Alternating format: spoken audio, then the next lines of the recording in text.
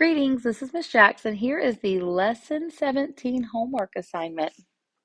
The top problem says the teacher puts 32 students into groups of 4. How many groups does she make? Draw and label a strip diagram to solve.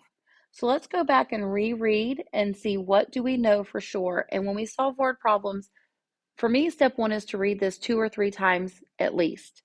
Step 2 is to make a note of what we absolutely know. And what we absolutely know is what is typed in black and white, not what I think, what I remember from a long time ago, what I figured out, what I'm guessing. What do we know?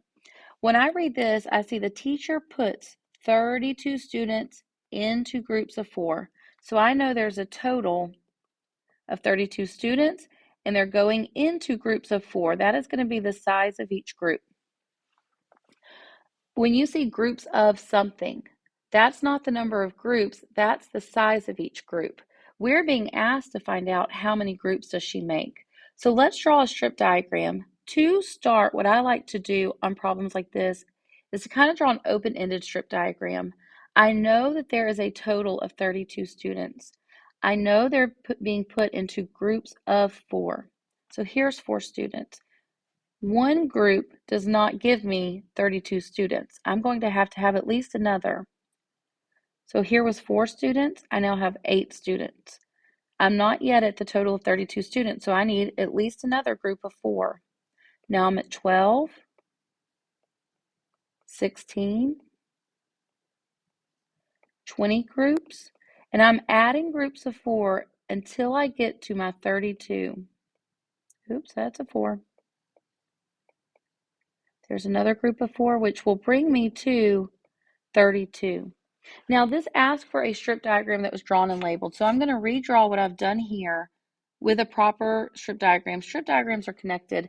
Let me go ahead and count and see how many groups it took me, how many groups of 4 it took me to get to a total of 32 students. 1, 2, 3, 4, 5, 6, 7, 8 groups. To make 8 groups on a strip diagram, I need 7 vertical lines. 1, 2, 3, 4, 5, 6, 7. The trick to dividing your strip diagram evenly and to get the exact right number of sections is to take however many sections you need, in this case 8, and draw 1 less on the vertical lines. So if I need 8 groups, I need 7 lines. If I need 10 groups, I would draw 9 lines. If I needed 1,000 groups, I would draw 999 lines.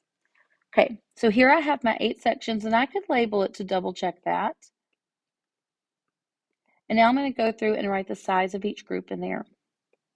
They were groups of 4. I needed 8 of those, and that gave me a total of 32.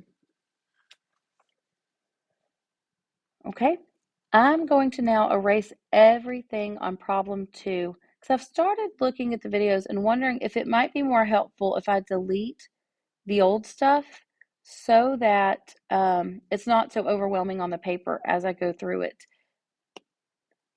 So let's try this. Problem 3.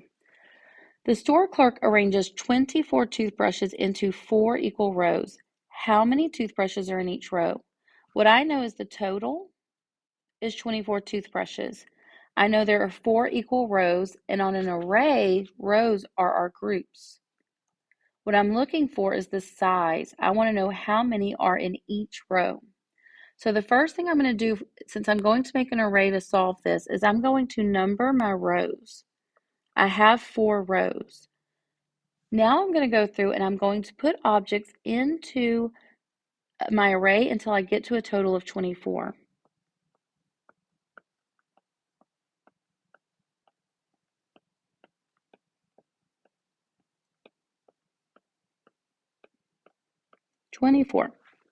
From there, I can look at a row and see how many are in there. There are 6 objects in each row. So when it asks how many toothbrushes are in each row, our answer is going to be 6. Now, as your children start learning their multiplication facts, they may not need to make this entire array. Let me show you what those that know their multiplication facts already could do instead. They could say 24 toothbrushes divided into 4 equal rows equals some number. From there, take your division sentence and flip it into multiplication. To do that, all you do is write this division sentence backwards. Something times 4 equals 24. From there, if they know their multiplication facts, they would know that the answer would be 6. If they don't know it, they could skip count by 4. 4, 8, 12, 16, 20, 24. And look and see, how many times did we have to do that? 1, 2, 3, 4, 5, 6. That gives us our answer. So there are several different ways to solve this. Unless the problem says use an array, use a strip diagram, use this, that, or the other, then it really doesn't matter how they solve it. They just need to be comfortable solving it in multiple ways in case they are asked to do something in a very specific way. Okay. To delete everything on problem 3 now and move to problem 4. Problem 4 says, an art teacher has 40 paintbrushes. She divides them equally among her 4 students. Wow, isn't it lovely when they tell us exactly what to do? She finds 8 more brushes and divides these equally among students as well. How many brushes does each student receive?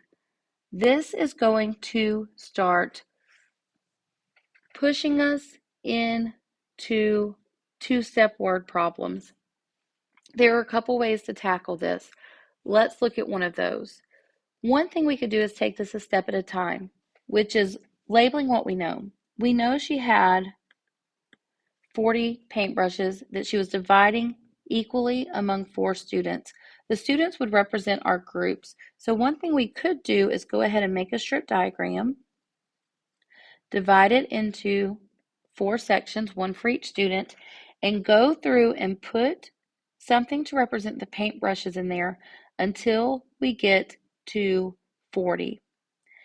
And we could do that, and that would be a lot of work. But that's a doable thing if that's where your child is at. So let me do that just really quickly.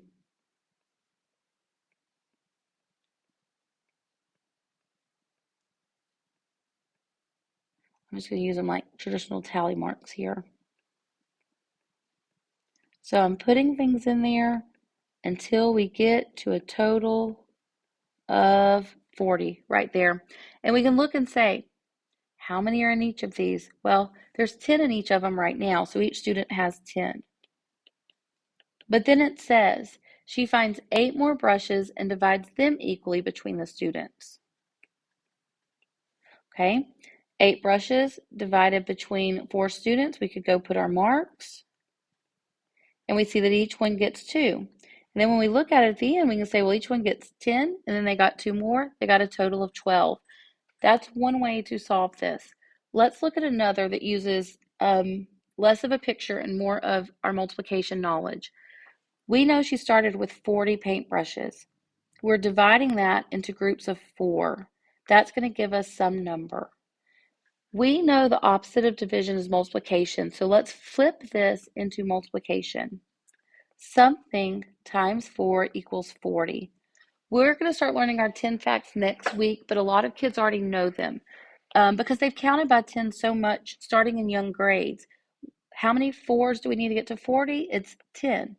10 4s is 40, or 4 10s is 40. So we know that each student has 10. For the second part of this problem, she finds 8 more and she divides them equally between her students, and that is a really bad 4. Equals something. Flip that into multiplication. Something times 4 equals 8. Well, how many times do we need a 4 to get to 8? We need it 2 times. 2 4s is 8. So then we just need to add up the fact that were given 10 in the first part of the problem. They were given 2 in the second part. They have a total of 12 brushes each. There are different ways to solve this.